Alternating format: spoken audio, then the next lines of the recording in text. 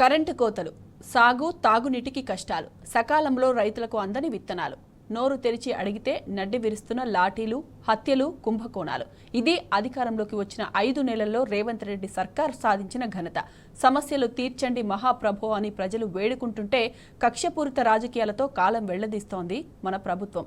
అనాధికారిక సమాచారాలతో, తన అనుకూల మీడియాలతో, లీకుల మీద లీకులతో జనాన్ని తప్పుదోవ పట్టించే ప్రయత్నం చేస్తోంది.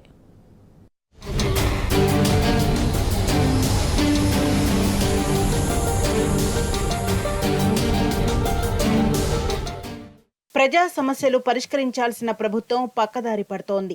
సరైన పాలన చేతకాక ప్రజల నుంచి వెల్లువెత్తుతున్న విమర్శలు తట్టుకోలేక తప్పుడు ప్రచారాలకు తెగబడుతోంది.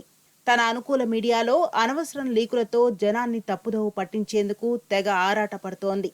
లేనిది ఉన్నట్టు, ఉన్నది లేనట్టు చూపించే ప్రయత్నంలో అడ్డగోలుగా దొరికిపోతోంది. రాష్ట్ర తొలి ముఖ్యమంత్రి కేసీఆర్ను బద్నాం చేసేందుకు ప్రయత్నిస్తూ తాను తవ్వుకున్న గోతిలో తానే పడిపోయింది.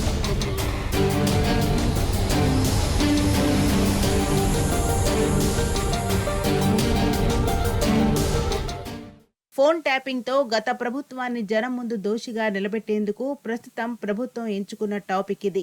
2018, 2022, 2023లో జరిగిన ఎన్నికల్లో 17 ప్రాంతాల్లో పోలీసులు హవాలా సొమ్మును సీజ్ చేశారు.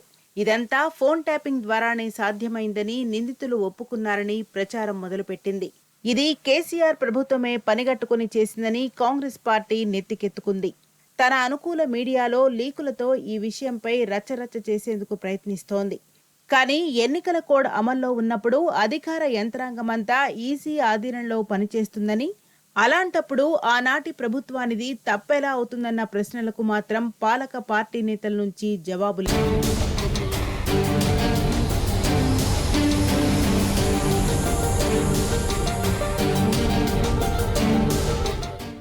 సాధారణంగా పోలీసులు తమ విధి నిర్వహణలో భాగంగా సమాచారాన్ని సేకరిస్తుంటారు. ఎన్నికల కోడ్ ఉన్న సున్నితమైన సమయాల్లో అవినీతిని అరికట్టడానికి అన్ని రకాల మార్గాల్లో ప్రయత్నిస్తుంటారు. అందులో ఫోన్ ట్యాపింగ్ ద్వారా హవాలా సొమ్మును పట్టుకోవడం కూడా ఓ ప్రయత్నమే. ఇలా 24 కోట్ల రూపాయల మేర హవాలా సొమ్మును పోలీసులు పట్టుకుని ఉంటారని అంచనాలు వ్యక్తమవుతున్నప్పుడు అది తప్పెలా అవుతుందన్న ప్రశ్నలు వినిపిస్తున్నాయి.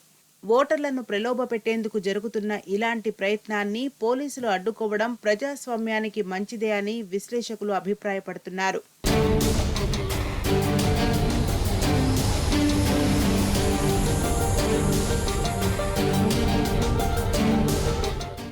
రెండు 2018, 2022, 2023 సంవత్సరాల్లో జరిగిన ఎన్నికల్లో ఆనాటి ప్రతిపక్ష పార్టీకి చెందిన సీనియర్ నేతలు, సన్నిహితుల నుంచి కోట్లాది రూపాయల హవాలా సొమ్మును పోలీసులు పట్టుకున్నారు.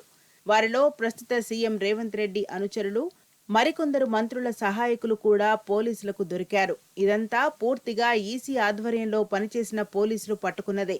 ఈ లెక్కన ఆనాటి అధికార పార్టీ అయిన బీఆర్ఎస్కు అవినీతిలో ఎలాంటి సంబంధం లేకున్నా ప్రస్తుతం కాంగ్రెస్ ప్రభుత్వం మాత్రం తప్పుడు ప్రచారం చేసేందుకు ప్రయత్నిస్తోందన్న ఆరోపణలు వినిపిస్తున్నాయి. బీఆర్ఎస్ను దోషిగా నిలబెట్టేందుకు ఫోన్ ట్యాపింగ్ పేరుతో రోజుకో ఎపిసోడ్ను రిలీజ్ చేస్తూ అబాస్ పాలవుతోందన్న అభిప్రాయాలు వ్యక్తమవుతున్నాయి.